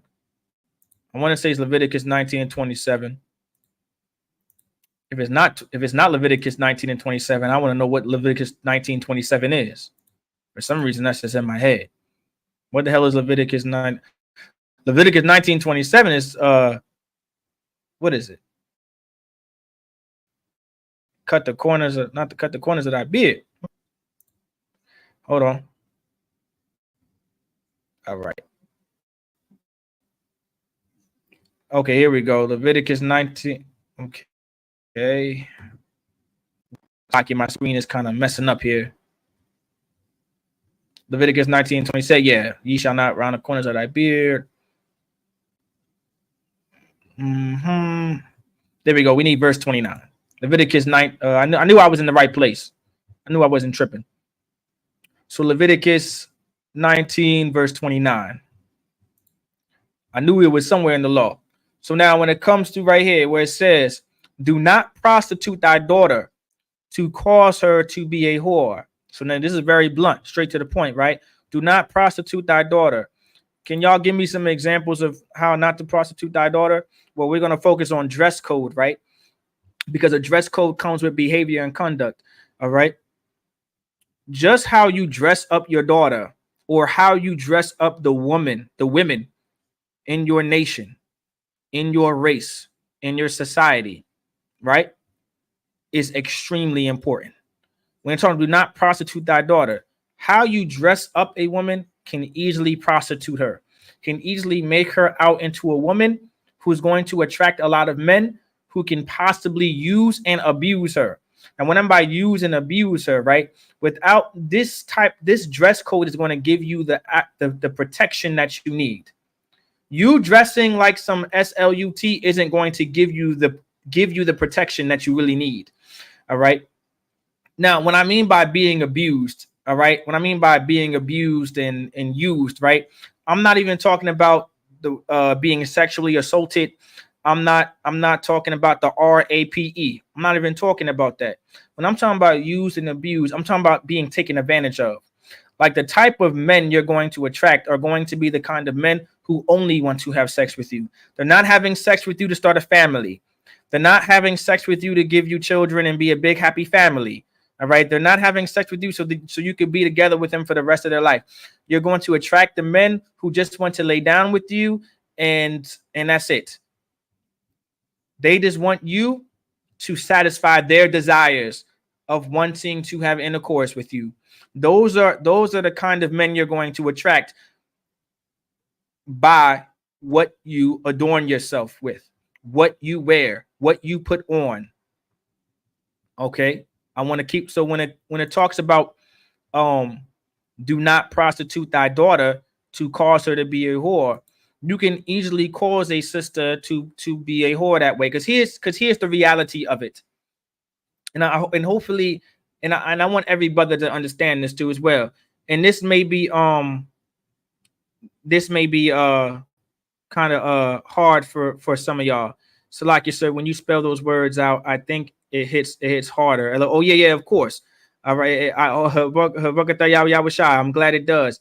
Don't teach daughter to have relations with a man for financial gain and for the sake of getting something out of it. Exactly. That's a good answer too as well, Sister Bria. All right. And so now, in relation to when I said to cause a sister to be a whore, right? And how she dresses herself, okay? And I want brothers to understand this, and I want sisters to understand this, and it's going to hit hard. A woman is absolutely incapable of choosing a man. She's she is incapable. It is not why she's damn near incapable. It is absolutely a risk to let a woman choose a man for herself. It's not smart. It's not a good idea. All right. Y'all probably like, I beg to differ. I hear y'all for some of y'all out there, but here's the reality. There's too many cases of divorces and apparently being unhappy all the time. And you talking about, and there's too many talks and conversations about, you ended up with the wrong man to make me believe that you are capable of finding the right one. You're not. You're terrible at it. All right. Also, for brothers and sisters, all right, for y'all sisters out there, all right, sisters are easily manipulated and tricked. They're naive. That's where the word naive comes from. Nigh meaning near, Eve referring to Eve in the Bible, who was tricked and beguiled by the serpent, which was a man of another race or nation of people, right? Sisters are very naive. They're gullible, easily tricked. With enough lies, a sister will open up her legs for anybody. With enough lies and enough game and enough persistence, a woman becomes wide open for any brother.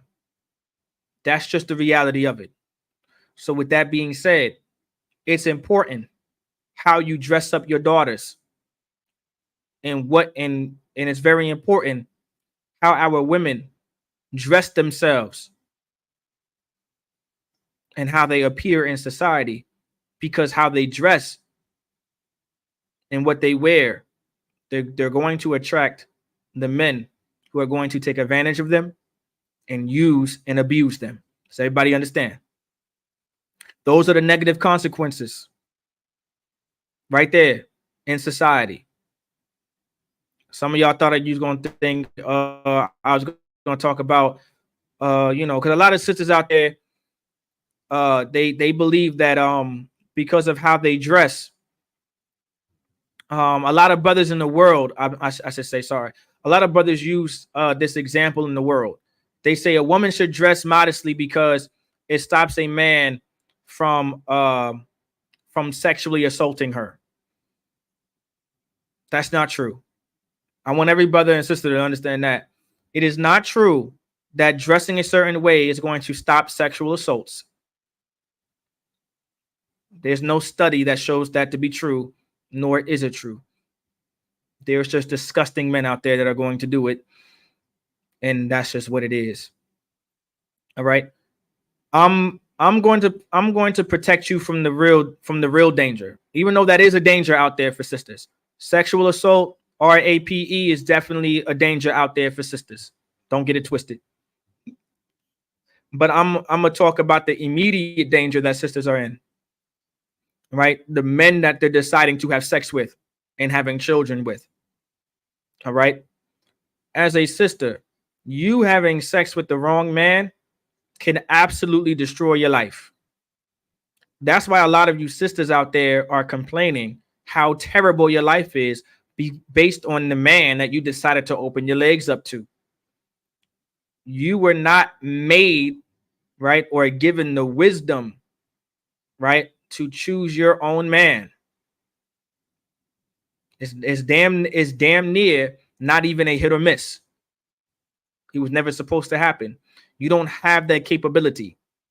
What you should do is you should ask your father, is this a good man for you? You shouldn't take it upon yourself, say, you know what, this is the man I should be with. You should get a second opinion from another man if this is a good man for you. And it should be your father. If you don't have a father, it should be your camp leader.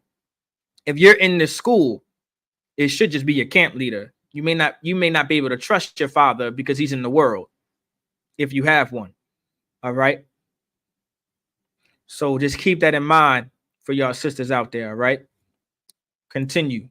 That's why the Lord goes on to say, lest, meaning this is bad, something bad is going to happen, lest the land fall to whoredom and the land become full of wickedness. Lest the land fall to whoredom. Like the land that we live in, the land referring to our cities, our neighborhoods, our communities, our towns. All right. End up falling into whoredom. That whoredom is in relation to that baby mama, baby daddy drama, a bunch of STDs and STIs roaming around because we decided to prostitute our daughters. That we decided that the women's rights and the women's liberation movement was the best move for the Black, Hispanic, and Native American community. We decided, the Christian church decided, that it was best for a man and a woman to be equal and be 50-50.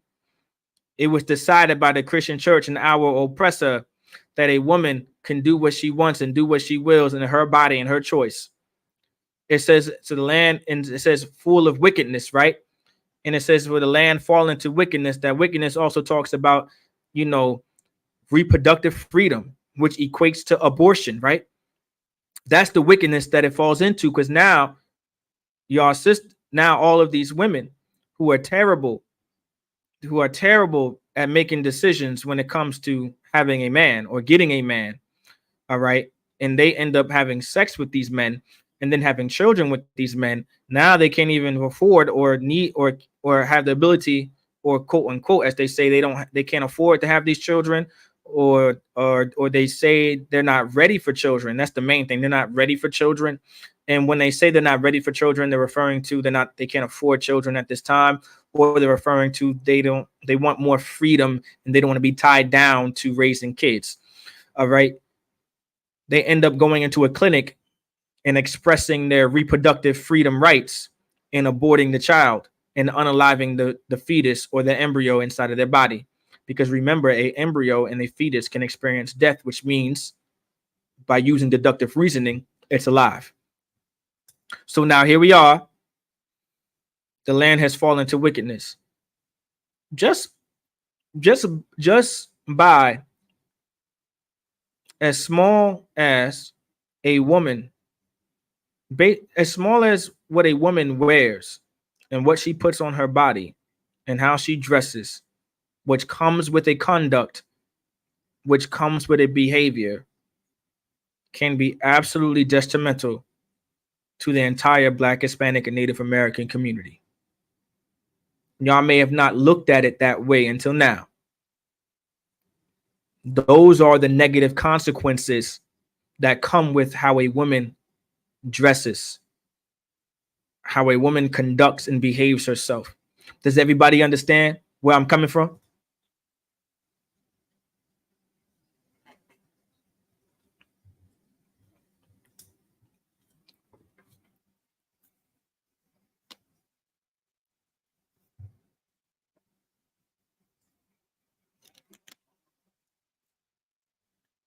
Hopefully everybody understands. Once again, if I may reiterate, I'm not saying you can't get the braids in your hair and wear all the flashy gold and all that type of stuff. I just want y'all to be aware. That's all. I just want y'all to be aware.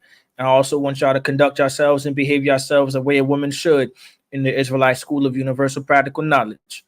All right. And I also want y'all to teach other sisters and explain to other sisters and win them over in your conversations how important it is to dress. I know some of y'all sisters may have not known it to be that, that far into detail on how serious how one dresses and what one wears.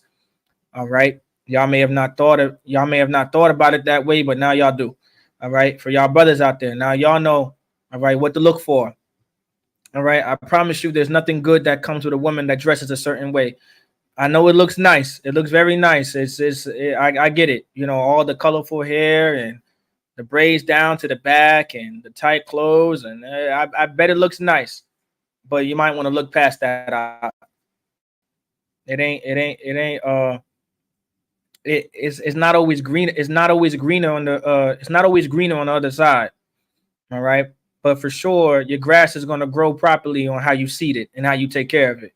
So keep that in mind too, brother. All right.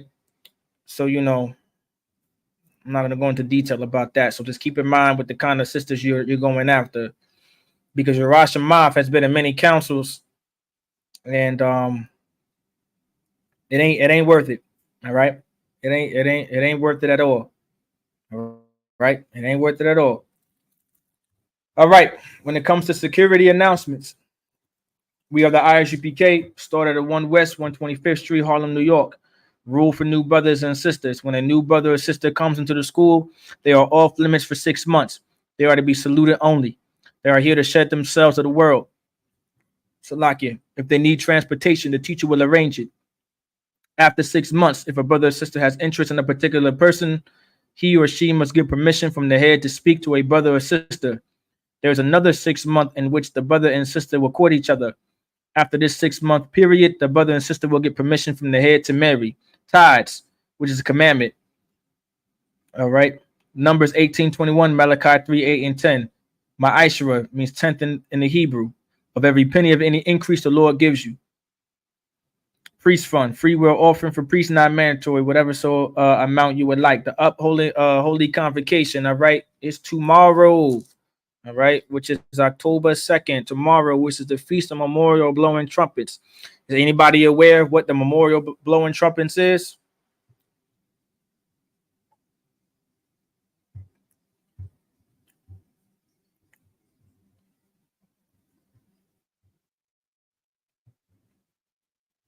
Anybody aware? Anybody know what it is? Some of y'all probably already know. For y'all brothers and sisters that don't know, the Memorial Blowing Trumpets is a high holy day. All right, and it's in the spirit of how we were all supposed to be in order, and how we're supposed to follow orders and move in a unit, and how to move together. The spirit of it all is how to come together and move as a unit, and how to follow orders and how to follow authority. All right, that's the spirit behind the Feast of Memorial Blowing Trumpets. All right, so when we go in this, we may not be able to go into detail during the Sabbath service, but just keep in mind, I believe it's Numbers 13. I think you can go to Numbers 13. I think that's what the priest said, Numbers 10, either Numbers chapter 10 or Numbers chapter 13.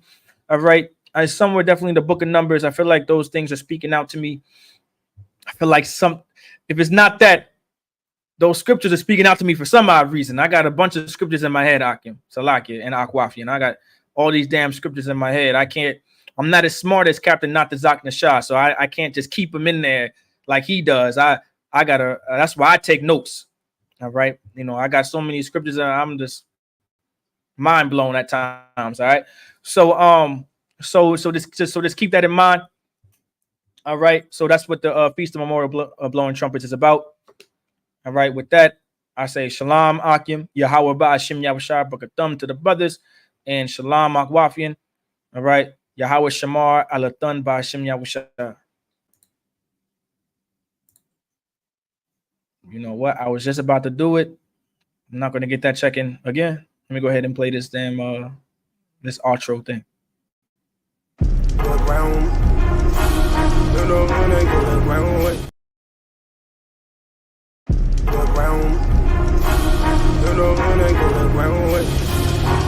You know when they come around, if they wanna clown, then we going down.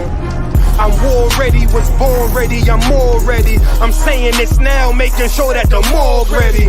Yeah.